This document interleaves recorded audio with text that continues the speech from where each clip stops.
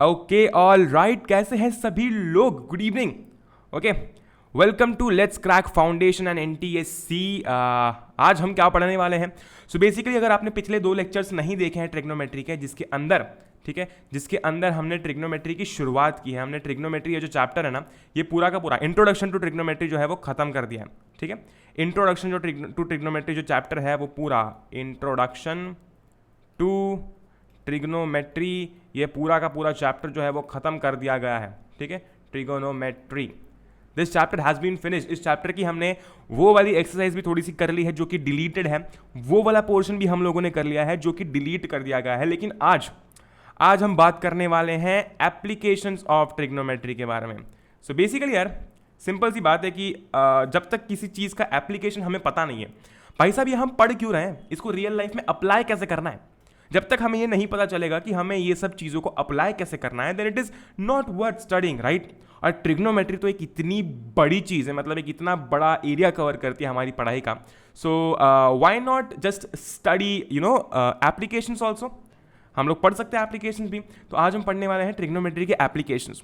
Applications बोले तो applications मतलब इन्हें रियल लाइफ में यूज़ कैसे किया जाता है। हम देखते हैं ना, हमारे घर के सामने एक बिल्डिंग है, एक बड़ा सा टॉवर है, उस टॉवर की हाइट हम निकाल सकते हैं, उस टॉवर की हम दूरी निकाल सकते हैं, अगर हमें ट्रिग्नोमेट्री के बारे में कुछ पता है तो। आज हम वही देखने वाले हैं। सो बेसिकली ट्रिग्नोमेट्री के बहुत सारे एप्लीकेशंस है रियल लाइफ में। ठीक है, सो हम आगे बढ़ेंगे। एंड सबसे पहले तो अगर आपने लास्ट 2 लेक्चर्स नहीं देखे हैं जिसके अंदर हम लोगों ने ट्रिग्नोमेट्री जो है वो पूरा फिनिश कर दिया, तो प्लीज़ वो लेक्चर देखना, इंट्रोडक्शन टू ट्रिग्नोमेट्री, क्योंकि उसके अंदर यार बहुत सारी चीज़ें मैंने कवर करवाई है, पूरी एक्सरसाइज भी उसके अंदर काफ़ी सारे क्वेश्चन एक्सरसाइज के सॉल्व करवाए हैं। और अगर आप बोलोगे तो ऑफकोर्स पूरी एक्सरसाइज भी सॉल्व कर देंगे, कोई दिक्कत नहीं है। ठीक है, सो प्लीज़ वो लेक्चर देखना, सारे कॉन्सेप्ट उसमें कवर किए गए हैं। आज हम क्विक रिकैप करने ही वाले हैं। आज हम पहले तो क्विक रिकैप कर लेंगे, कोई दिक्कत नहीं है। ठीक है, क्विक रिकैप हम जरूर से करेंगे, हमने क्या क्या पढ़ा है, उसके बाद में चैप्टर स्टार्ट करेंगे, बिकॉज चैप्टर बहुत छोटा सा है, इसके अंदर आई गेस 1 या 2 एक्सरसाइज है बस, और बस फिर चैप्टर खत्म है। ठीक है, सो पूरी शिद्दत से आज इस चैप्टर को हम लोग पढ़ने वाले हैं। Let's start first. My name is Atharva Puranik and I will be teaching you maths, नहीं, I will be teaching you physics also and I will be teaching you chemistry also. ठीक है, I will be teaching you chemistry also. तो मैं तीनों subjects आपको पढ़ाता हूँ। जी हाँ, मैं तीनों सब्जेक्ट्स आपको पढ़ाता हूँ। ऑलराइट, फिजिक्स में जनरली और 95% में आपको स्पेशल क्लासेस पर ही पढ़ाता हूँ। ठीक है, सो अनअकैडमी की स्पेशल क्लासेस जनरली होती हैं। जब आप ये लेक्चर देख रहे हैं तो 6:30 से 7:30 के बीच में जो स्पेशल क्लासेस है वो होती हैं। ठीक है, आप बिल्कुल से ज्वाइन कर सकते हैं। देखो स्पेशल क्लासेस का एक सीन ऐसा है ना कि वहाँ पर यार मैं जनरली लाइव क्वेश्चंस ले लेता हूँ। ठीक है, वहाँ पर क्या होता है ना कि मैं लाइव क्वेश्चंस ले लेता हूँ। यहाँ पर भी मैं बहुत जल्दी प्लान कर रहा हूँ कि ये जो सारे सेशंस हमने किए हैं ये सारे के सारे एक बार रिवाइज करेंगे लाइव। ठीक है, तो सारे के सारे डाउट्स भी क्लियर हो जाए। ओके, तो आप वहाँ पर आकर फिजिक्स जो है वो बिल्कुल से मुझसे पढ़ सकते हैं स्पेशल क्लासेस के ऊपर। सिर्फ फिजिक्स ही नहीं, तो हम मैथ्स का रिविजन भी वहाँ पर करते हैं। अभी थोड़े दिनों पहले ही, कल या परसों आई गेस, हमने इंट्रोडक्शन टू ट्रिग्नोमेट्री का पूरा रिवीजन वहाँ पर कर दिया था। जो हमने यहाँ पर पढ़ा था ना, वो पूरा का पूरा रिवीजन हमने वहाँ पर किया था। ठीक है, सो आप बिल्कुल से आके चेकआउट कर सकते हैं, मेरी प्रोफाइल की लिंक आपको नीचे मिल जाएगी। साथ ही साथ में I teach you chemistry on Unacademy 9, 10, 10 channel. ठीक है, Unacademy 9, 10, 10 channel. Unacademy 9th and 10th पर मैं आपको जनरली संडेज और ट्यूसडेज को मिलता हूँ। संडे को I meet you at 6 PM and on Tuesdays 9 to 10 PM वहाँ पर भी हम बहुत ही कमाल की चीज़ें करते हैं। ठीक है, बहुत ही कमाल की वीडियोस वहाँ पर भी आते हैं। So don't forget to follow me everywhere on of course Unacademy platform. और आप अनअकैडमी 9th एंड 10th पर आकर भी जो है वो मेरे वीडियोस देख सकते हैं केमिस्ट्री के, क्योंकि वहाँ पर अभी periodic classification of element start हुआ है। ठीक है, तो आप चाहते तो आप वो भी पढ़ सकते हैं। ऑलराइट, बात हो गई। अब आगे बात करते हैं गाइस सब्सक्रिप्शन की। देखो आपने YouTube पर यार आपकी फ्री क्लासेस देख ली, आपने अनअकैडमी की स्पेशल क्लासेस देख ली। Now you are so serious and so focused about your goal कि आपको अब अपना NTSC क्रैक करना है, फिर आपको अपना क्लास 10th अच्छी तरीके से क्रैक वगैरह करना है। ठीक है, अगर मैं किसी भी क्लास की बात करता हूँ, क्लास 9th की भी बात करता हूँ, 10th की भी बात कर रहा हूँ, 11th की भी या फिर 12th की भी, अगर आप पूरे सीरियस अपने गोल को लेकर, तो आप बिल्कुल से अनअकैडमी का जो प्लस सब्सक्रिप्शन है वो चेकआउट कर सकते हैं, क्योंकि यहाँ पर अनअकैडमी के प्लस सब्सक्रिप्शन के अंदर आपको बहुत सारे फीचर्स देखने को मिलते हैं। ठीक है, यहाँ पर आपको यार एजुकेटर के साथ में लाइव इंटरेक्शन देखने को मिलता है। You get the chance to give quizzes, आप क्विजेज दे सकते हैं।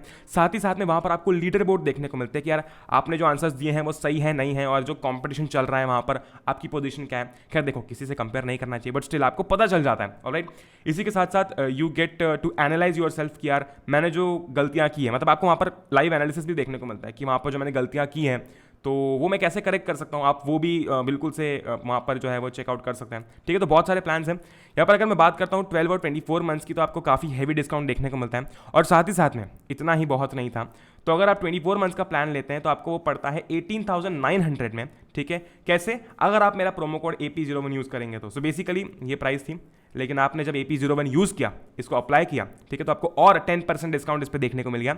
So now you will be getting it at this price. Okay, और 24 मंथ्स मतलब 2 साल का है। ठीक है, 24 मंथ मतलब 2 साल का। ठीक है, so you can surely check it out. And बहुत सारे प्लान है, 1 मंथ का भी आप ले सकते हैं, 3 मंथ का भी आप ले सकते हैं, 6 मंथ्स का भी ले सकते हैं, नो इशूज़। आपको सभी में अगर आप AP01 यूज़ करेंगे तो 10% ऑफ जो है वो देखने को मिल जाएगा। Okay, great. और सिर्फ जैसे कि मैंने बात की, सिर्फ NTSC का सब्सक्रिप्शन नहीं है, तो आपको यहाँ पर class 9th 10th 11th and 12th का भी सब्सक्रिप्शन देखने को मिलता है। ठीक है, तो अगर आप अभी इस साल 9th में और आप चाहते हैं कि आपके 2 साल आप सिक्योर कर लें, तो आप बिल्कुल से चेकआउट कर सकते हैं सब्सक्रिप्शन। Okay, great. यहाँ पर भी, इसमें भी अगर आपको 10% ऑफ डिस्काउंट लेना है, ऑफकोर्स सबको ही लेना होता है, सो आप AP01 ये कोड यूज़ कर सकते हैं। ठीक है, अमेजिंग। आगे बढ़ते हैं। और ये सब करने के लिए आपको क्या करना पड़ेगा? आपको इंस्टॉल करनी पड़ेगी अनअकैडमी की लर्निंग ऐप। देखो, स्पेशल क्लासेस जो होती है ना, अनअकैडमी की जो स्पेशल क्लासेस होती हैं और जो प्लस क्लासेस होती हैं, सब्सक्रिप्शन वाली क्लासेस, वो सारी की सारी अनअकैडमी की एप्लीकेशन पे होती है। ठीक है, जो अनअकैडमी की एप्लीकेशन है ना, वहाँ पर होती है। So surely check it out, surely install it, क्योंकि यार एक मस्ट चीज़ है अगर आपको ऑफकोर्स स्पेशल क्लासेस जो है वो देखनी है तो। और मैं जनरली आपकी स्पेशल क्लासेस लेता ही हूँ, और बहुत सारे एजुकेटर्स जो है आपको देखने को मिलते हैं। So it's a must have application on your smartphone. Okay, आगे बढ़ते हैं। ठीक है, सो ये ब्लैंक पेज क्यों है? क्योंकि यहाँ पर हम करने वाले हैं थोड़ा सा क्विक रीकैप। ठीक है, देखो, आई नो कि आप पढ़ के आ चुके हो चैप्टर, आई नो कि आपको चीज़ें याद भी होंगी, लेकिन ये सेशन स्टार्ट करने से पहले मैं चाहता हूँ कि कुछ चीज़ें हम रिकैप कर लें, आई मीन रिवाइज कर लें, ताकि हमें कोई भी दिक्कत ना हो आगे क्वेश्चन सॉल्व करते समय और कॉन्सेप्ट समझते समय। देखो, यहाँ पर इस चैप्टर के अंदर जो मेन चीज़ें हैं वो सबसे पहली तो है रेशियोज। अगर आप ये जानते हैं कि साइन थीटा, ठीक है, अगर आप ये जानते हैं कि साइन थीटा होता है परपेंडिकुलर अपॉन हाइपोटेनियस, अगर आप ये जानते हैं कॉस थीटा होता है बेस अपॉन हाइपोटेनियस, अगर आप ये जानते हैं कि टैन थीटा जो होता है वो होता है परपेंडिकुलर अपॉन बेस, और अगर आप जानते हैं कि इन तीनों के जो रेसिप्रोकल्स होते हैं ये होता है cosec theta. Of course sine theta का रेसिप्रोकल क्या होता है? जस्ट उल्टा क्या होता है? Cosec theta. अगर मैं रेसिप्रोकल की बात कर रहा हूँ, जस्ट उल्टे की बात कर रहा हूँ, तो यहाँ पर साइन थीटा P/H के बराबर है। ठीक है, तो यहाँ पर कॉसेक थीटा किसके बराबर हो जाएगा? H/P के। क्यों? क्योंकि हम जस्ट उल्टे की बात कर रहे हैं। सिमिलरली कॉस थीटा का जो अपना रेसिप्रोकल होता है वो होता है सेक थीटा। ठीक है, वो होता है सेक थीटा, और वो हो जाएगा हाइपोटेनियस अपॉन बेस। क्यों? क्योंकि रेसिप्रोकल है। सिमिलरली टैन थीटा, ठीक है, टैन थीटा का जो रेसिप्रोकल होता है, जो उल्टा होता है, वो होता है कॉट थीटा। ठीक है, वो होता है कॉट थीटा। ऑलराइट, और वो हो जाएगा बेस अपॉन परपेंडिकुलर, क्योंकि हम जस्ट उल्टे की बात कर रहे हैं। तो अगर आपको ये 3 रेशियोज पता है, साइन थीटा, कॉस थीटा और टैन थीटा, ठीक है, so you can easily find out cosec theta, क्योंकि आपको पता है जस्ट रेसिप्रोकल होता है, कॉस थीटा क्योंकि आपको पता है जस्ट रेसिप्रोकल होता है, एंड टैन थीटा क्योंकि आपको पता है जस्ट रेसिप्रोकल होता है। ऑलराइट, इसी के साथ साथ हमने यही नहीं पढ़ा था, हमने और भी चीज़ें पढ़ी थी। हमने 3 आइडेंटिटीज़ पढ़ी थी। ठीक है, उसमें से एक थी sine square theta plus cos square theta is equals to 1।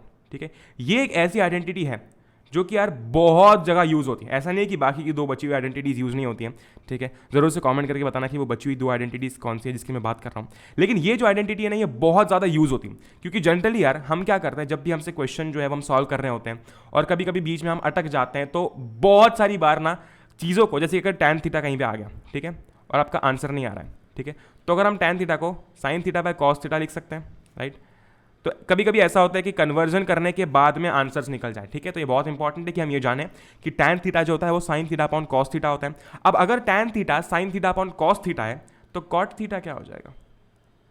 क्या cot theta cos theta by sine theta नहीं होगा? अरे बिल्कुल होगा। क्यों? क्योंकि रेसिप्रोकल होता है। राइट, जैसे कि यहाँ पर हमारा P/B बन गया B/P, यानी कि परपेंडिकुलर अपॉन बेस बन गया बेस अपॉन परपेंडिकुलर, तो यहाँ पर sign theta upon cos theta बन जाएगा cos theta upon sine theta. Easy, simple. Right, उसके बाद में स्टार्टिंग में हमने ये बात की थी कि जैसे कि ये ट्राइंगल है हमारा, ठीक है, this is a right angle triangle, इसको इग्नोर करना this is a right angle triangle and it is right angle at B। Okay, तो इस एंगल A के रिस्पेक्ट में, ठीक है, इस एंगल A के रिस्पेक्ट में परपेंडिकुलर साइड कौन सी होगी, या फिर इस एंगल A के रिस्पेक्ट में अपोजिट साइड कौन सी होगी? ये वाली होगी। ठीक है, तो या तो आप इसे अपोजिट साइड बुला सकते हो या फिर आप इसे परपेंडिकुलर साइड बुला सकते हो, आप जो चाहे वो इसे बुला सकते हो। ठीक है, जनरली मैं प्रेफर करता हूँ परपेंडिकुलर बुलाना, क्योंकि फिर आप अगर अपोजिट बुलाओगे, और इसको मैं बताता हूँ ऐसा क्यों, इस वाली साइड को जो कि एंगल A से जस्ट लगी हुई है नीचे की साइड पे, ये वाली साइड, इसे कहा जाता है बेस, या फिर इसे आप एडजेसेंट साइड भी बुला सकते हैं। क्या बुला सकते हैं? एडजेसेंट। ओके, लेकिन प्रॉब्लम ये होती है ना कि एडजेसेंट थोड़ा सा फैंसी वर्ड लगता है और कभी याद नहीं आए गलती से, तो हम ये नहीं चाहते कि हम फैंसी वर्ड याद करने के चक्कर में कॉन्सेप्ट भूल जाएं। तो आप परपेंडिकुलर और बेस याद रख सकते हो। एंगल ए, अगर मैं इस एंगल की बात कर रहा हूं, ठीक है, अगर मैं एंगल ए की बात कर रहा हूं, तो जब मैं आंख खोलूंगा तो मेरे जस्ट सामने जो लाइन होगी या फिर मेरे जस्ट सामने जो साइड होगी उसे हम परपेंडिकुलर बुलाएंगे, ठीक है, और मेरे जस्ट नीचे की साइड लगी हुई जो साइड होगी उसे मैं बुलाऊंगा बेस। सिमिलरली अगर मैं कलर चेंज करता हूं यहां पर और बात करता हूं आप लोगों से एंगल सी की, ठीक है, अगर मैं आप लोगों से बात करता हूं एंगल सी की, तो इस एंगल सी के लिए जस्ट अपोजिट साइड या फिर जस्ट सामने वाली साइड कौन सी होगी? क्या वो बीसी होगी? नहीं, क्योंकि ये तो इससे लगी हुई साइड है, तो ये तो बेस हो जाएगा, ये तो इस एंगल सी के लिए बेस हो जाएगा। एंगल सी के लिए जस्ट अपोजिट या फिर परपेंडिकुलर साइड कौन सी होगी? ये होगी ए बी वाली, ठीक है, ये साइड होगी परपेंडिकुलर या फिर आप बोल सकते हो अपोजिट। तो आप सोचो जिस एंगल के लिए एंगल ए के लिए ए बी वाली साइड जो थी वो बेस थी, लेकिन एंगल सी के लिए ए बी वाली साइड जो है वो परपेंडिकुलर है, या फिर हम बोल सकते हैं, ठीक है, या फिर हम बोल सकते हैं कि अपोजिट है। ओके, सो हमें चीज़ ध्यान रखनी है कि एंगल के अकॉर्डिंग परपेंडिकुलर और बेस जो है वो चेंज हो सकता है। लेकिन आप मुझे एक बात बताओ, क्या हाइपोटेन्यूस चेंज होगा? क्या हाइपोटेन्यूस चेंज हो सकता है? नहीं हो सकता, क्योंकि हाइपोटेन्यूस इस पूरे ट्रायंगल के अंदर जो है वो एक ही है, ठीक है, और वो सबसे लॉन्गेस्ट साइड होती है, हमें पता है, ठीक है, हमें पता है अच्छे से, ठीक है। तो जो AC वाली साइड है वो हाइपोटेन्यूस वैसे ही रहेगी, उसमें कोई भी चेंजेस नहीं आएंगे। ये कुछ चीज़ें हमने 2 लेक्चर्स में बात की है।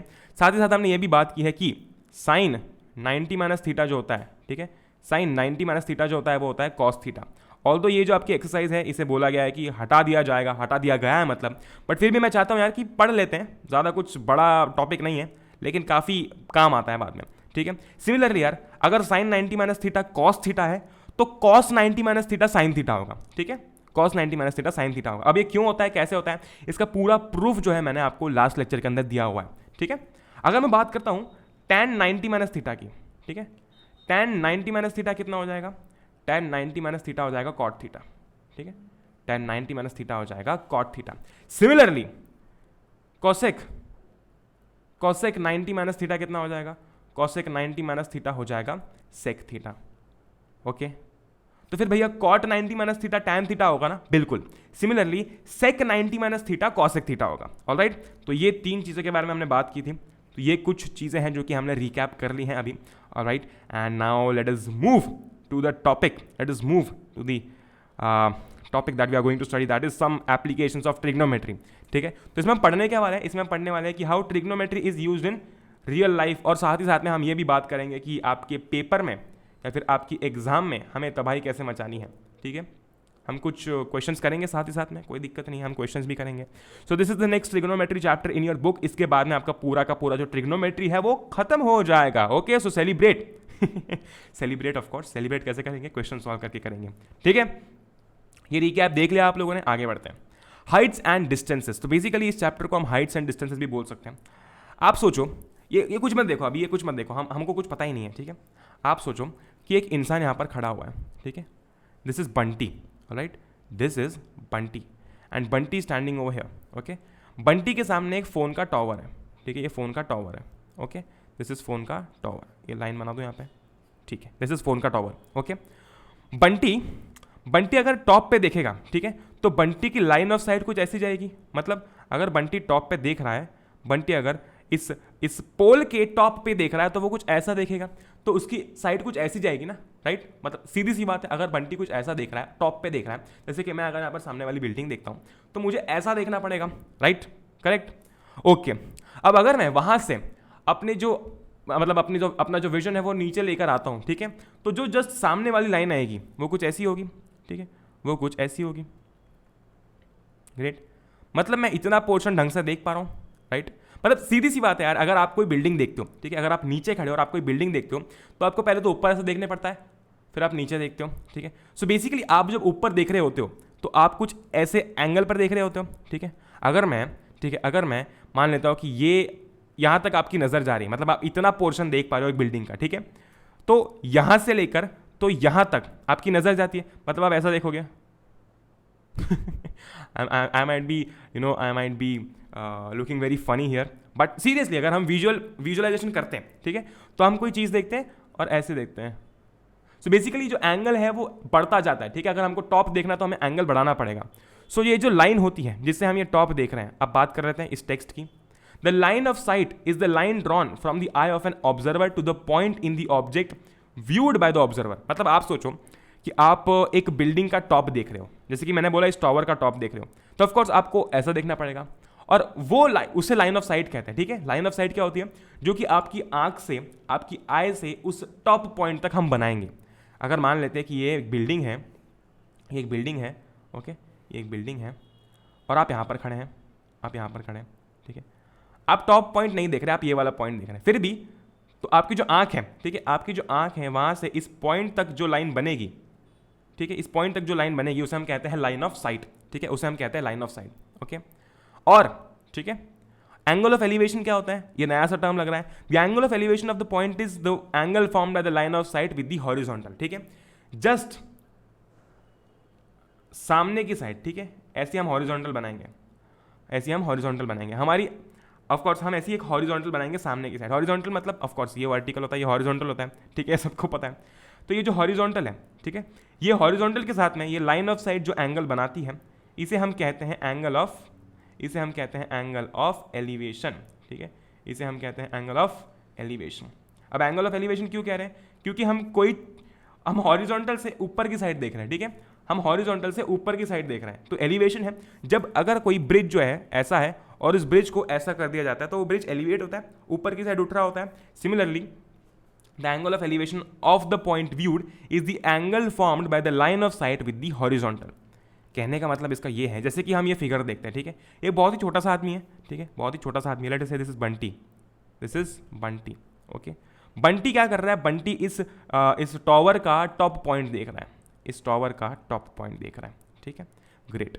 बंटी अपनी आंखों से इस टावर का टॉप पॉइंट देख रहा है, तो इस टॉप पॉइंट से बंटी की आंखों तक जो लाइन हम बनाएंगे उसे हम कहते हैं लाइन ऑफ साइट, ठीक है, उसे हम कहते हैं लाइन ऑफ साइट। देख सकते हैं हम यहाँ पर, ये रही लाइन ऑफ साइट, ग्रेट, ये दिख रही है dot dot dot dot, this is line of site, okay, all right.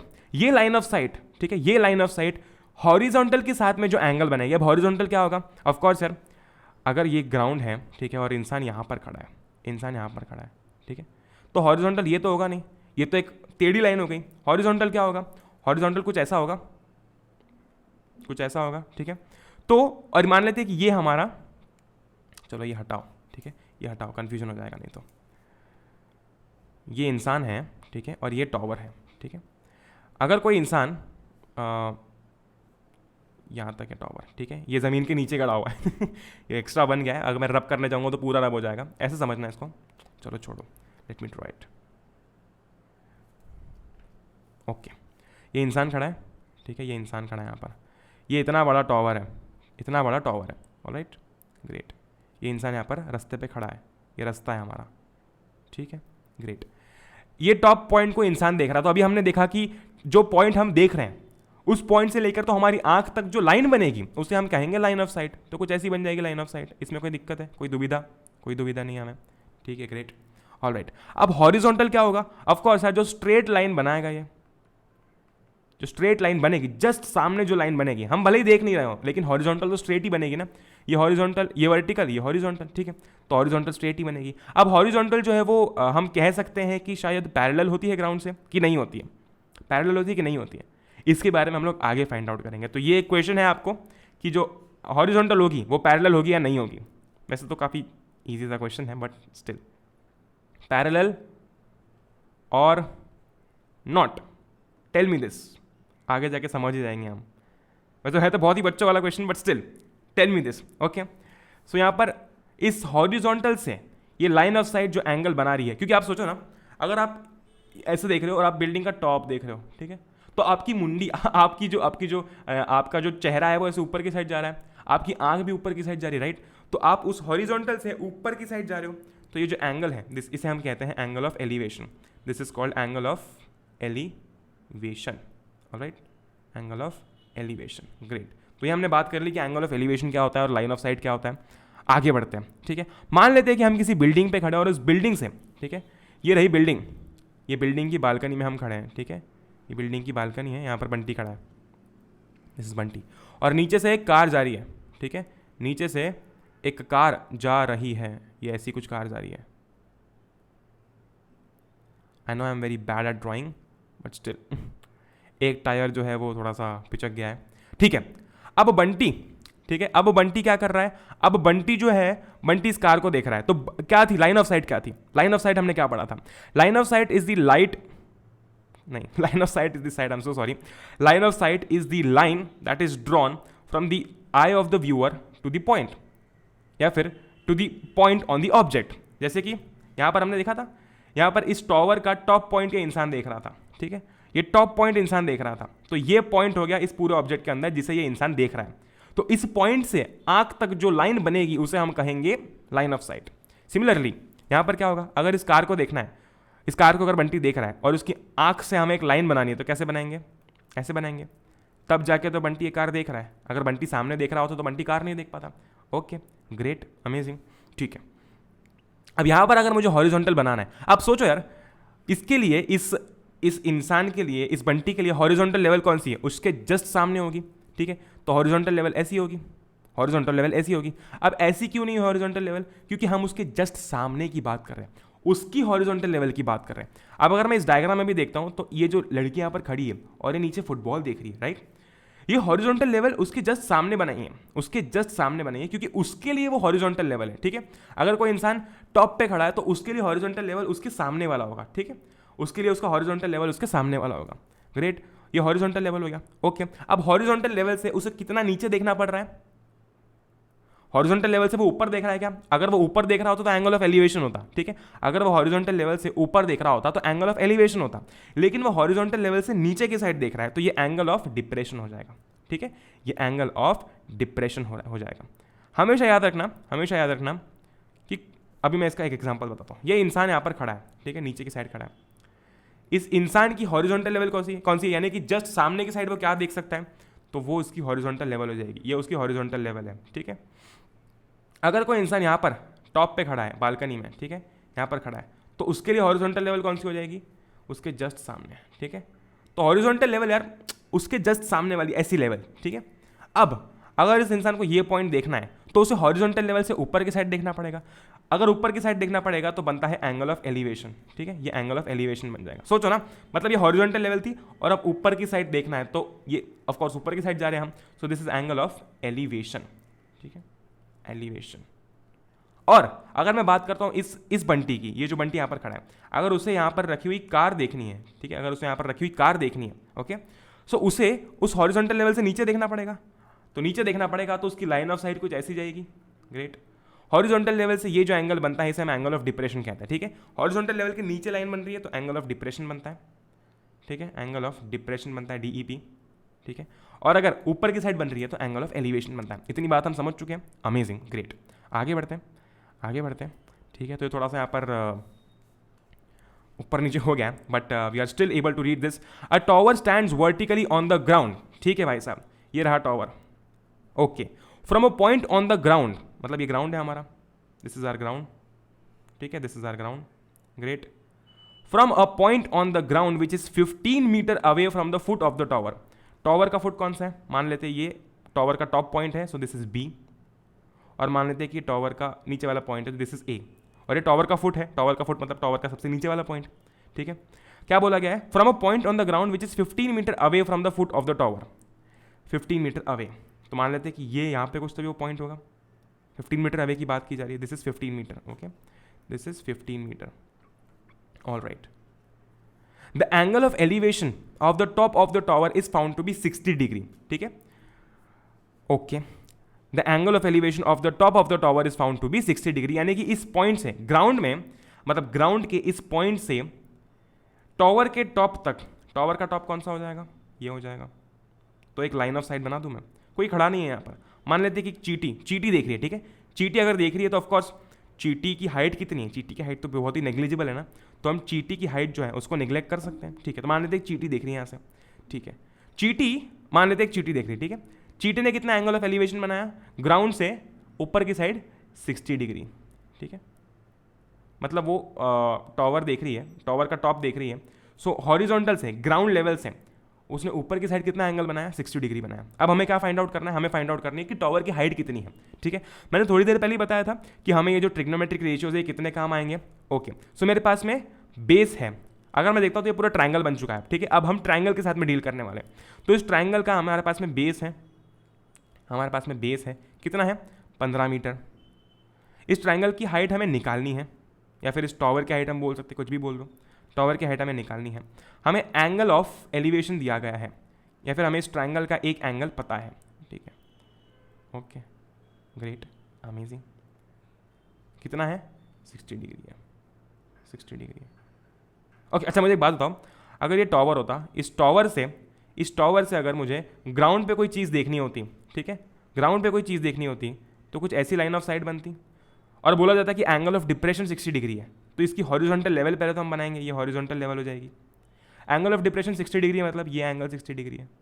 ठीक है, ये एंगल 60 डिग्री है, ये है हॉरिजॉन्टल लेवल। अगर ऊपर की साइड बन रहा है तो एंगल ऑफ एलिवेशन, अगर नीचे की साइड बन रहा है तो एंगल ऑफ डिप्रेशन। ठीक है, ये बात तो खैर बकवास थी, but still angle of elevation is 60 degree. Okay, अब याद करो, हमने ट्रिग्नोमेट्रिक रेशियोज पढ़े, हमने कुछ स्पेसिफिक एंगल्स के रेशियोज पढ़े, जैसे कि साइन 30 का होता है 1/2, साइन 0 कितना होता है, 0 होता है, साइन 30 1/2। ठीक है, तो ऐसी कुछ चीज़ें हमने पढ़ी है।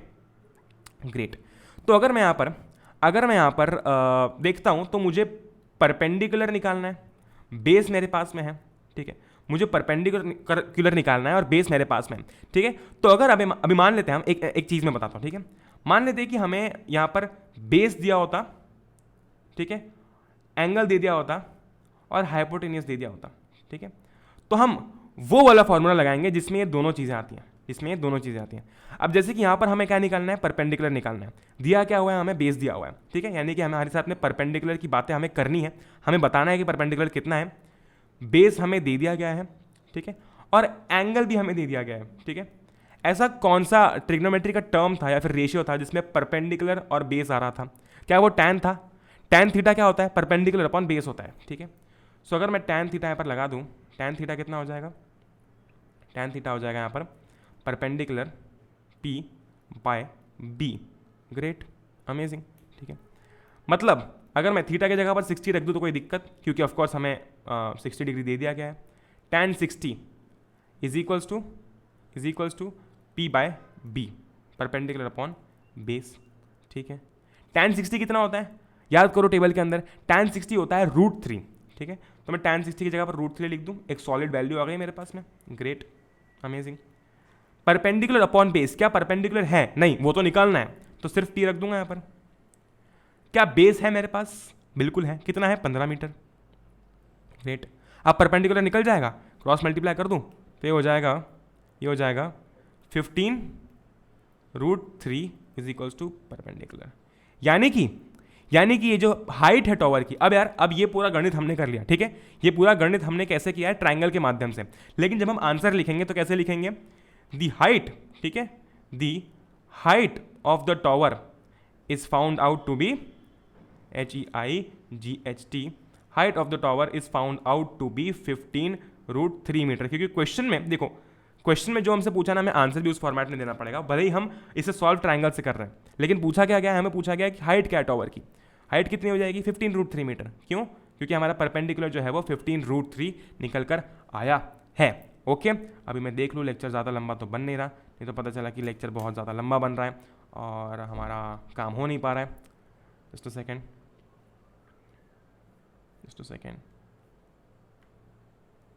तो लेक्चर अभी 28 मिनट का ही बना है। ठीक है, कोई दिक्कत नहीं है, कोई प्रॉब्लम नहीं है हमें।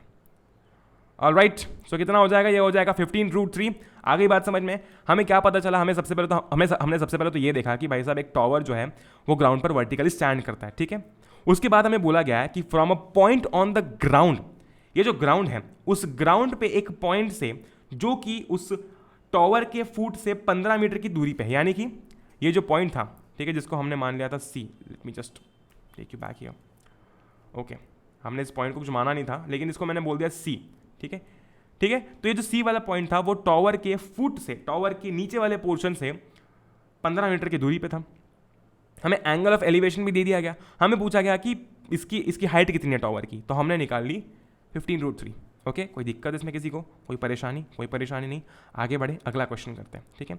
N electrician has to repair an electric fault on the pole of 5 metre, ठीक है।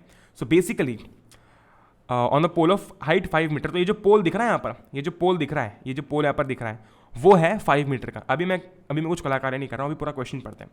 She needs to reach a point 1.3 metre below the top of the pole to undertake the repair work. मतलब कि भले ही पोल 5 metre का है, लेकिन ये जो इलेक्ट्रीशियन है इसे उस टॉप से 1.3 मीटर नीचे कहीं तो भी काम है, यानी कि इस पॉइंट पर काम है। ये जो पॉइंट बी दिख रहा है ना यहाँ पर कहीं तो भी काम है, और ये जो पॉइंट है वो टॉप से कितनी दूरी पे है, 1.3 मीटर की दूरी पे है, ठीक है।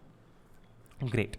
What should be the length of the ladder that she should use, which, when inclined at an angle of 60 degree to the horizontal, would enable her to reach the required position? Also, how far from the foot of the pole should she place the foot of the ladder? अब ये इतना सारा data हमको दे दिया है, हमको करना कुछ भी नहीं है। देखो बोला ये गया है कि भाई साहब ये जो इलेक्ट्रीशियन है, यहाँ पर कुछ तो भी फॉल्ट हुआ, तो इलेक्ट्रीशियन मैडम आई और ठीक है, यहाँ पर ये जो पोल है, इस पोल की हाइट कितनी है, पोल की हाइट है 5 मीटर, ठीक है, पोल की हाइट है 5 मीटर। लेकिन मैडम को पूरा 5 मीटर चढ़ के नहीं जाना है, मैम को मतलब टॉप से 1.3 मीटर नीचे काम है। तो आप सोचो कि अगर टॉप से मैं 1.3 मीटर हटा देता हूँ, ठीक है, तो कितना बच जाएगा, सोचो कितना बच जाएगा, 4.7 बचेगा, नहीं बचेगा कि नहीं बचेगा, 3.7 बचेगा, ठीक है, 3.7 मीटर बचेगा। ग्रेट। यानी कि सीधा सा गणित है कि नीचे से, यहाँ से फुट से 3.7 मीटर ऊपर मैडम को जाना है, ठीक है, क्योंकि हमें बोल दिया गया है कि टॉप से 1.3 मीटर नीचे काम है, तो फुट से 3.7 मीटर ऊपर काम होगा, क्योंकि ऑफकोर्स ये जो पोल है पूरा वो 5 मीटर का है, ठीक है। अब हमसे पूछा गया है, अब हमारे पास में क्या आ गया, अब हमारे पास में ये जो जहाँ पर काम है, ठीक है, जिस पॉइंट पर काम है उस पॉइंट की ग्राउंड से हाइट आ चुकी है। Great. What should be the length of the ladder that she should use which when inclined at an angle of 60 degree to the horizontal। अब ये पहले ये वाला फंडा समझ लेते हैं। What should be the length of the ladder, मतलब उनका जो लैडर है, जो ये सीढ़ी है, उसकी लेंथ कितनी होनी चाहिए, उसकी लेंथ कितनी होनी चाहिए कि जब वो इस सीढ़ी को इस तरीके से अरेंज करेंगे कि वो ग्राउंड के साथ में 60 डिग्री एंगल बनाएगा, ठीक है। तो यहाँ पर लिखा हुआ है What should be the length of the ladder that she should use which when inclined at an angle of 60 degree to the horizontal would enable her to reach the required position, ठीक है। Great. अब इतनी सारी बातें करने के बाद में क्या मुझे यहाँ पर एक ट्रायंगल दिखाई दे रहा है, बिल्कुल दिखाई दे रहा है। मुझसे क्या पूछा गया और मुझे क्या पता है, मुझे ये पता है कि किस पॉइंट तक मुझे जाना है, ठीक है, मुझे ये पता है उस पॉइंट की हाइट पता है ग्राउंड से कितनी है, 3.7 मीटर, 3.7 मीटर। Great, okay. क्या मुझे ये पता है कि कितने एंगल पर सीढ़ी को रखना है, ठीक है। तो अगर मैं ये पूरा का पूरा जो सिस्टम है, ये जो यहाँ पर दिख रहा है, ठीक है, अगर मैं इसको यहाँ पर ड्रॉ करता हूँ तो ये 60 डिग्री होगा, ठीक है। और ये जो हाइपोटेन्यूस है, ये क्या है, ये लैडर है, ठीक है, ये लैडर है। तो इसको हमने सेम टू सेम चीज़ को यहाँ पर ट्राइंगल के फॉर्म में लिख दिया है, ठीक है। हमारे पास में क्या है, हमारे पास में परपेंडिकुलर साइड है इस एंगल के रिस्पेक्ट में, so let us mark it as B, this is D and this is C, ठीक है। इस एंगल सी के रिस्पेक्ट में BC जो साइड है, BD जो साइड है, सॉरी, वो परपेंडिकुलर साइड है। अमेजिंग, ग्रेट, ठीक है, ठीक है। बेस वाली साइड कौन सी होगी, DC होगी। हमें निकालना क्या क्या है, हमें सबसे पहले तो ये निकालना है कि यहाँ पर इस D पॉइंट से, यानी कि इस टॉवर के फुट से लैडर कितनी दूर प्लेस करनी पड़ेगी ताकि वो 60 डिग्री का एंगल बना पाए और इस पॉइंट तक पहुँच पाए, ठीक है। तो सबसे पहले तो हमें क्या निकालना है, हमें बस इतना पता है कि हमें कुछ निकालना है, तो हमें तो इस ट्रायंगल का बेस निकालना है, ठीक है। साथ ही साथ हमें यह भी निकालना है कि कितनी लंबी सीढ़ी या फिर कितनी लंबी लैडर लेनी पड़ेगी इस पॉइंट तक पहुंचने के लिए, क्योंकि एंगल 60 डिग्री का बनाना है, ठीक है। इसका मतलब हमें हाइपोटेनियस भी निकालना है। ग्रेट, मतलब हमें ट्रायंगल के अंदर बेस निकालना है, हाइपोटेनियस निकालना है, और इस एंगल सी के अकॉर्डिंग हमें परपेंडिकुलर साइड दे दी गई है, ठीक है। ग्रेट, तो पहले बेस निकाल लेते हैं, उसके बाद में हम हाइपोटेनियस निकाल लेंगे। अगर हमारे पास में ट्रायंगल की 2 साइड्स हैं तो तीसरी साइड तो हम कैसे भी निकाल सकते हैं, हम पाइथागोरस थ्योरम से भी निकाल सकते हैं, ठीक है। तो पहले मैं बेस निकाल लेता हूँ। एंगल सी के अकॉर्डिंग BD परपेंडिकुलर है, BD क्या है, परपेंडिकुलर है। ग्रेट, कितनी लेंथ है, 3.7 मीटर, ओके। ग्रेट, DC जो है, जो हमें निकालना है, वो क्या है, बेस है, नहीं पता कितना है, नहीं पता, ठीक है, क्वेश्चन मार्क लगा रहा हूँ मैं। एंगल सी कितना है, 60 डिग्री है। तो अभी थोड़ी देर पहले हम बात करके आए थे, हम लोग ऐसे रेशियोज लेंगे, ऐसे ट्रिग्नोमेट्रिक रेशियोज लेंगे जिनमें परपेंडिकुलर भी हो और बेस भी हो, ताकि हमें अगर परपेंडिकुलर दिया है तो हम बेस निकाल सकते हैं, और एंगल तो ऑफकोर्स दिया हुआ है। तो कौन सा ऐसा रेशियो था, वो था tan। तो tan 60, ठीक है, tan 60 is equals to perpendicular upon base, ठीक है, P बाय B। अब मैं बार बार लिखूँ कि नहीं लिखूँ, शायद अब आप समझ गए होंगे। tan 60 की वैल्यू कितनी थी, वो थी √3, ठीक है, वो थी √3। परपेंडिकुलर हमें पता है क्या, हाँ पता है, 3.7 है, ठीक है, 3.7 है, ग्रेट। बेस हमें पता है क्या, नहीं, वो तो हमें निकालना है, तो बेस हम निकाल सकते हैं, ठीक है। बेस हम कैसे निकाल सकते हैं, ये बेस है यहाँ पे, ये बेस यहाँ पे, ठीक है, उधर ले जाओ बेस को। तो बेस कितना हो जाएगा, बेस हो जाएगा 3.7 बाय √3 मीटर, ठीक है, 3.7 बाय √3 मीटर। Okay, amazing. अब इसको हम फर्दर करेंगे, जब आप सॉल्व करेंगे तो ऑफकोर्स इसको फर्दर सॉल्व करते ही हैं, ठीक है। अब मेरे पास में परपेंडिकुलर, इस ट्राइंगल का परपेंडिकुलर आ चुका है, इस ट्राइंगल का बेस आ चुका है। तो क्या मैं पाइथागोरस थ्योरम लगा के, ठीक है, पाइथागोरस थ्योरम लगा के हाइपोटेन्यूस वाली साइड निकाल सकता हूँ? जी बिल्कुल निकाल सकता हूँ। तो क्या करेंगे आप, मैं आपको बता देता हूँ, एक आइडिया दे देता हूँ, ठीक है, एक आइडिया दे देता हूँ। यहाँ पर हमें बोल भी दिया गया है कि आप √3 को 1.73 यूज़ करना, ठीक है। तो हम √3 की जगह पर 1.73 भी लिख सकते हैं, ठीक है। फर्दर आप इसे सॉल्व कर ही लेंगे, ठीक है। हमारे पास में परपेंडिकुलर है, बेस है, हम हाइपोटेन्यूस निकाल लेंगे। बेस मतलब इस क्वेश्चन के अकॉर्डिंग क्या है, बेस मतलब इस क्वेश्चन के अकॉर्डिंग है इस लैडर के फुट से लेके तो इस टॉवर के फुट तक का डिस्टेंस, ठीक है। तो जब हम आंसर लिखेंगे तो हम क्या लिखेंगे कि द डिस्टेंस, मतलब जो बेस की वैल्यू है, बेस की वैल्यू कितनी है, अभी हमने निकाली यहाँ पर ये, ठीक है। So the distance between the foot of the ladder and the foot of the tower is this much. फिर हमें बोल दिया गया कि कितनी लंबी लैडर चाहिए होगी, तो ये हाइपोटेन्यूस हम निकालेंगे। ये हाइपोटेन्यूस, जो भी हाइपोटेन्यूस की लेंथ आएगी उसे हम लिखेंगे the electrician needs a ladder of this metre. Okay, great, आ रही वाइब समझ में, अमेजिंग, ठीक है। ये क्वेश्चन दिख रहा है थोड़ा सा, ये क्वेश्चन थोड़ा सा दिख रहा है, अमेजिंग सा। From a point P on the ground the angle of, ये क्वेश्चन समझ में आ गया होगा सबको। क्या करा हमने, वापस एक बार रिकॉल कर लेते हैं। कुछ नहीं किया यार, ये क्वेश्चन ऐसे दे दिए जाते हैं, बस हमें सॉल्व ट्रायंगल करना होता है, ठीक है। सॉल्व हमें बस ट्रायंगल करना होता है। कैसे, ये BD साइड हमें दे दी गई थी, बता दिया गया था कि भाई साहब 1.3 मीटर नीचे का, हमें घुमा फिरा के बताया था, लेकिन हमने निकाल दिया। हमारे पास में एक साइड है, हमारे पास में एक एंगल है, ठीक है। हम ट्रिग्नोमेट्रिक रेशियोज लगा के दूसरी साइड भी निकाल सकते हैं और तीसरी साइड भी निकाल सकते हैं, बस यही तो पूछा है। दूसरी साइड किस फॉर्म में पूछी है, इस फॉर्म में पूछी है कि भाई इन दोनों के फुट के बीच में डिस्टेंस कितना है, और तीसरी साइड ऐसे पूछी है कि इस लैडर की लेंथ कितनी है, ठीक है। ये क्वेश्चन थोड़ा सा चैलेंजिंग लग रहा है, ठीक है। ये क्या लिखा हुआ है, आई गेस ये थोड़ा सा यहाँ पर कुछ तो भी गलत हो गया है, मैं पढ़ देता हूँ। From a point P on the ground the angle of elevation of the top of a 10 metre tall building is 30 degree. तो बेसिकली ये जो लिखा हुआ है ना यहाँ पर, वो लिखा हुआ है टॉल बिल्डिंग, मैं लिख देता हूँ यहाँ पर, टॉल बिल्डिंग इज 30 डिग्री, यानी कि अब पूरा स्टेटमेंट पढ़ते हैं। From a point P on the ground, ये रहा ग्राउंड पे, ये रहा point P, the angle of elevation, angle of elevation कैसा होगा, हॉरिजॉन्टल से ऊपर, हॉरिजॉन्टल ये है, ये रही हॉरिजॉन्टल, ठीक है, हॉरिजॉन्टल ये है, ऑफ कोर्स ये वाली, ये ब्लैक वाली, ठीक है, मैं मार्क कर रहा हूँ, ये हॉरिजॉन्टल है, ठीक है। The angle of elevation of the top of a 10 metre tall building is 30 degree, यानी कि ये जो बिल्डिंग है ये 10 मीटर की है, ठीक है। और इस पॉइंट से लेके तो इस B पॉइंट तक का जो एंगल ऑफ एलिवेशन है वो है 30 डिग्री, ठीक है, वो है 30 degree, okay. A flag is hosted at the top of the building and the angle of elevation at the top of the flagstaff from P is 45 degree. इसका मतलब ये है कि P से अगर मैं P से एंगल बना के B की तरफ देखता हूँ, यानी कि इस बिल्डिंग के टॉप पे देखता हूँ, तो जो एंगल बनता है वो बनता है 30 डिग्री, ठीक है।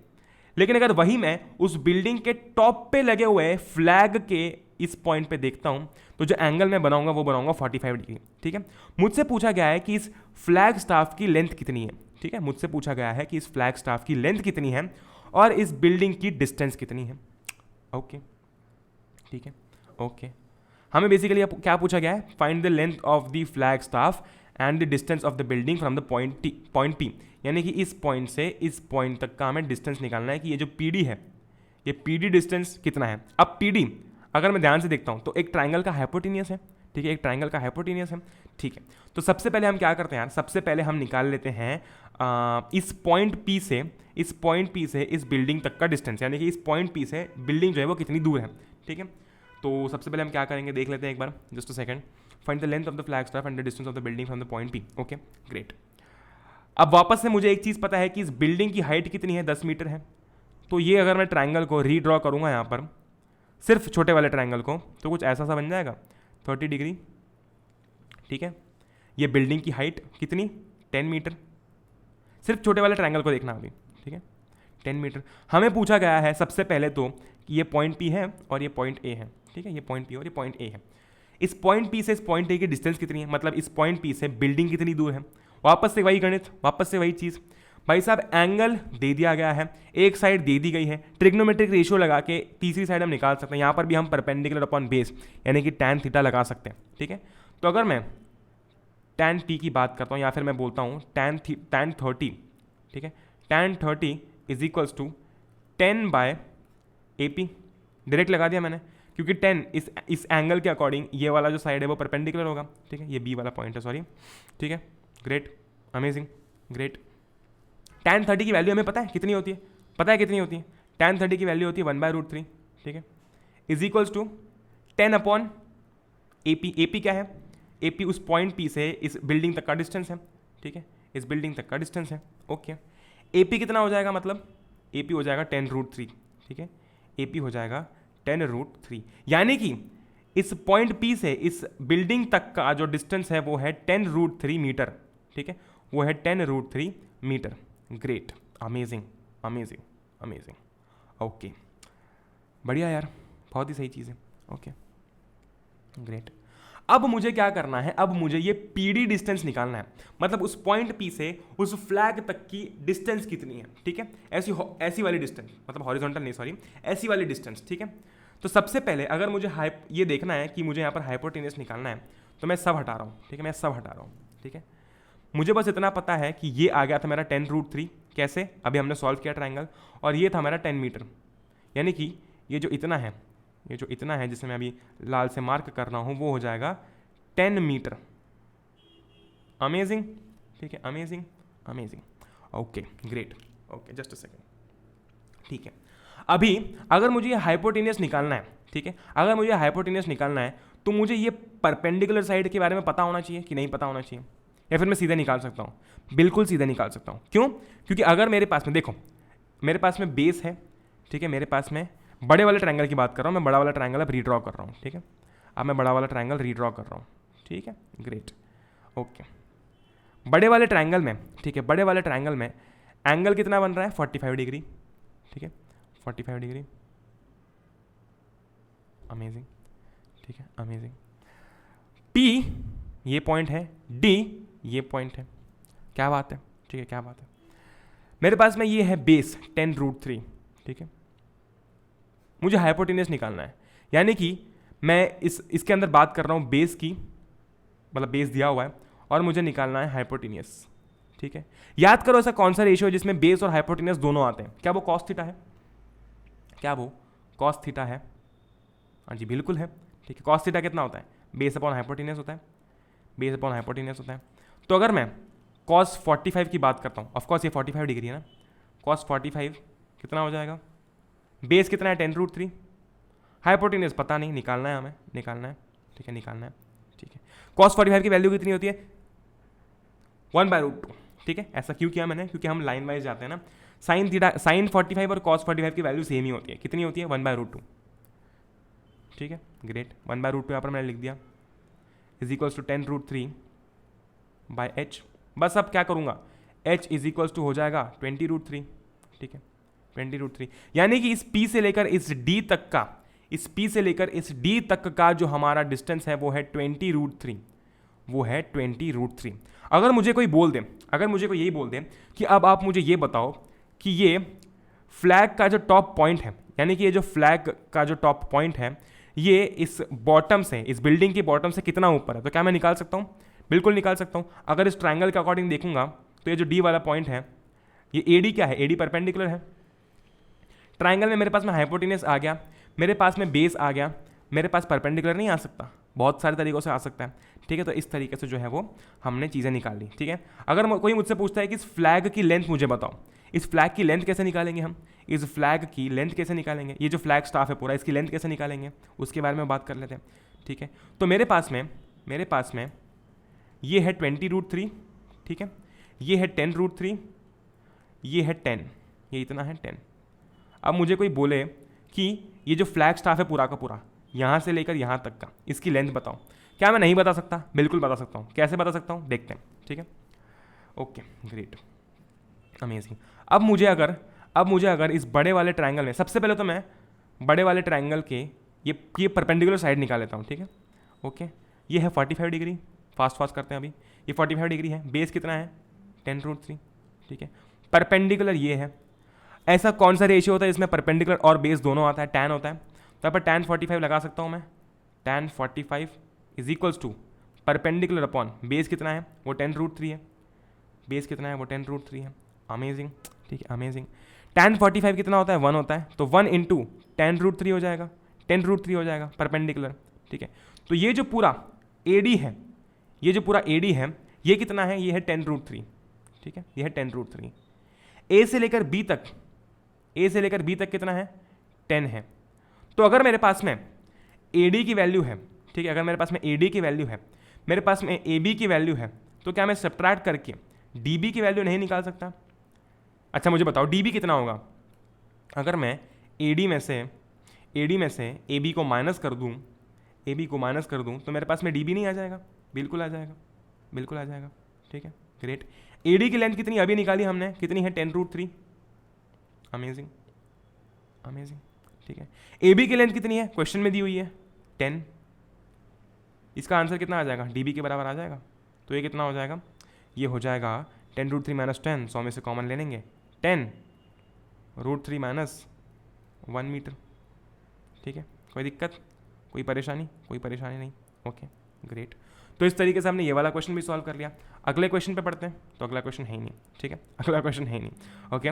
सो ये कुछ टाइप के क्वेश्चंस थे, ठीक है, ये कुछ टाइप के क्वेश्चंस हैं जो कि आपको यहाँ पर इस सम एप्लीकेशंस ऑफ ट्रिग्नोमेट्री में देखने को मिलेंगे। अब चूंकि हमारा ये पहला लेक्चर है तो मैंने कुछ क्वेश्चंस लिए हैं इसके अंदर से, ठीक है, मैंने कुछ क्वेश्चंस लिए। सिमिलरली यार आप एक बार एंगल ऑफ डिप्रेशन का क्वेश्चन सॉल्व करके देखना, ठीक है, सेम टू सेम कॉन्सेप्ट लगेगा, एक second, same to same concept लगेगा, लेकिन ठीक है, लेकिन उसके अंदर हम एंगल ऑफ डिप्रेशन की बात करेंगे, कुछ ऐसे बात करेंगे। अभी हम कैसी बात कर रहे हैं, अभी हम बात कर रहे हैं ऐसी, ये है हमारा हॉरिजॉन्टल, हम अभी ऐसी बात कर रहे हैं, ठीक है, उसमें हम ऐसी बात करेंगे, ये हॉरिजॉन्टल है, ठीक है। एक बार आप करके देखना, उसके बाद में फिर एक लेक्चर में लेकर आऊँगा जिसमें हम सारे और क्वेश्चंस की बात करेंगे, सम एप्लीकेशंस ऑफ ट्रिग्नोमेट्री की, ठीक है। लेट मी जस्ट चेक कि हम एक बार रिवाइज कर सकते हैं या नहीं, just a second, okay.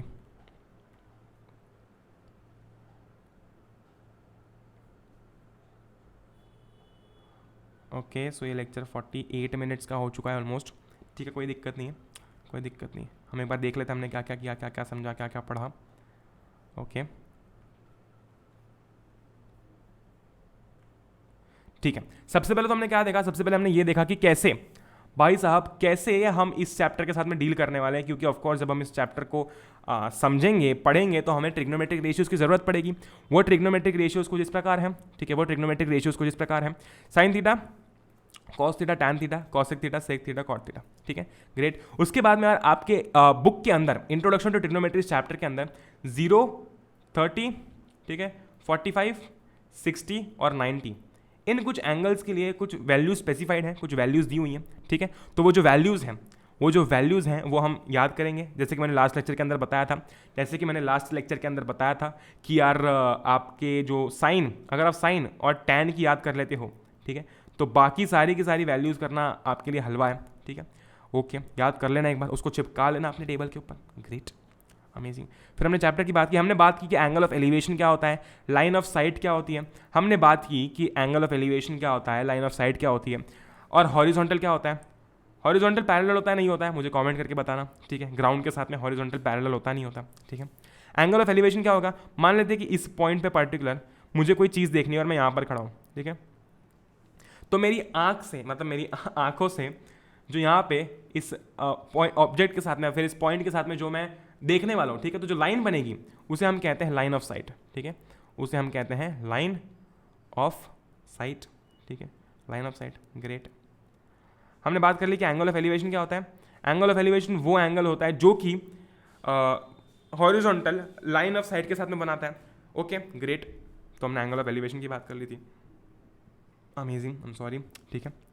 Angle of depression की बात हमने की, बिल्कुल की, कि यार अगर कोई इंसान टॉप पे खड़ा हो, वहाँ से कोई चीज़ नीचे की साइड देख रहा है, तो उस केस में उसके जस्ट सामने एक हॉरिजॉन्टल हम बनाएंगे और वो उस पॉइंट से जिस पॉइंट को देख रहा है वहाँ पर एक लाइन बनाएंगे, ठीक है।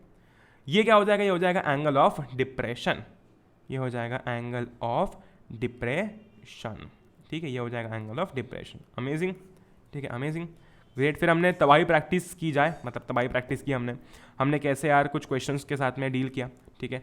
आप मुझे बताना कि ये सारे के सारे क्वेश्चंस आपने खुद ने सॉल्व किए नहीं किए, एक बार खुद से भी सॉल्व करके देखना, ठीक है, एक बार हम खुद से भी सॉल्व करके देखेंगे और आंसर्स निकालेंगे। अगर कहीं कैलकुलेशन मिस्टेक हुई हो तो आई एम सॉरी, बट मैं आपको सिर्फ कॉन्सेप्ट समझाना चाहता था इस चैप्टर के अंदर। अगर कहीं आपको लग रहा है कि आंसर गलत आ रहा है तो जस्ट इग्नोर इट, बिकॉज हम यहाँ पर सिर्फ आज कॉन्सेप्ट्स की बात कर रहे थे कि डील कैसे करना है। सॉल्यूशन वाला पार्ट तो ऑफकोर्स आपको करना ही है, सॉल्व करना ही है, और वो करना है आपको ठीक है, करके देखना, एनसीईआरटी पूरी सॉल्व करके देखना, लेकिन हम करने ही वाले हैं यहाँ पर, तो कोई दिक्कत वाली बात नहीं है। ओके, फिर हमने ऐसे क्वेश्चंस की बात की जिसके अंदर आपको दो एंगल ऑफ एलिवेशन दिए हैं और आपको कुछ ऐसे चीज़ों के बारे में फाइंड आउट करना है जो कि मतलब आधी दी गई और आधी हमको निकालनी है, ठीक है।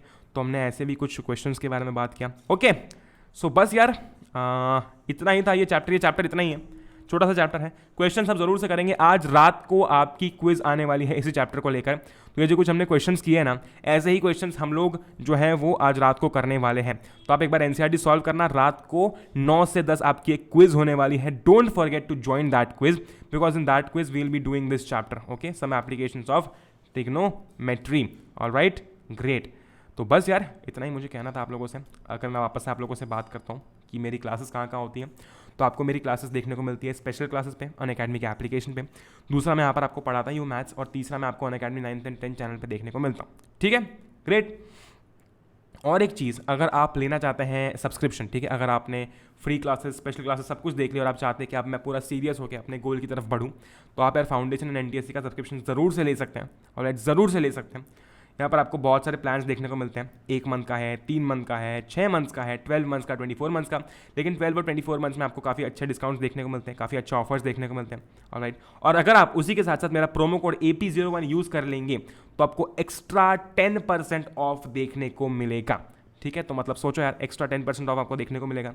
आप 12 मंथ्स और 24 मंथ्स वाले प्लान पे काफ़ी अच्छा डिस्काउंट जो है वो अवेल कर सकते हैं। ओके, सो बस मुझे इतने आप लोगों से कहना था। I will be meeting you tonight at 9 o'clock। बिल्कुल से आ जाना क्विज देने के लिए। I want maximum participation today, क्योंकि ये चैप्टर का जो कॉन्सेप्ट वाला पोर्शन है वो हमारा खत्म हो चुका है।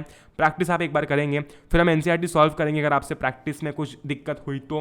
ऑलराइट, बस यार अगर आपने अभी तक इस चैनल को सब्सक्राइब नहीं किया है, so let me tell you that don't forget to subscribe this channel, क्योंकि यहाँ पर बहुत सारे क्लासेस जो हैं वो आपको देखने को मिलती है। साथ ही साथ में इंडिया टॉप एजुकेटर्स आपको यहाँ पर देखने को मिलते हैं, ठीक है। So don't forget to subscribe foundation, let's crack foundation and NTSC. इस चैनल को सब्सक्राइब करना बिल्कुल से मत भूलना।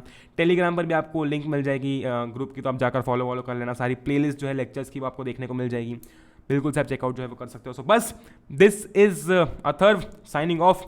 बस यार, जय हिंद, वंदे मातरम, एंजॉय करो यार। Will meet in the next one. Till then good bye. Next one मतलब हम रात को ही मिलने वाले हैं। और साथ ही साथ में मेरी अभी इसके बाद में क्लास भी है इलेक्ट्रिसिटी की, तो ज़रूर से आ जाना अनअकैडमी की स्पेशल क्लास के ऊपर। अब आप जब देख रहे हो, ठीक है, 6:30 के आसपास क्लास होने वाली है। Alright, bye bye. तबाही मचाते रहो, ठीक है, तबाही मचाना बहुत इंपॉर्टेंट है, तबाही मचाना is very much important. Bye bye.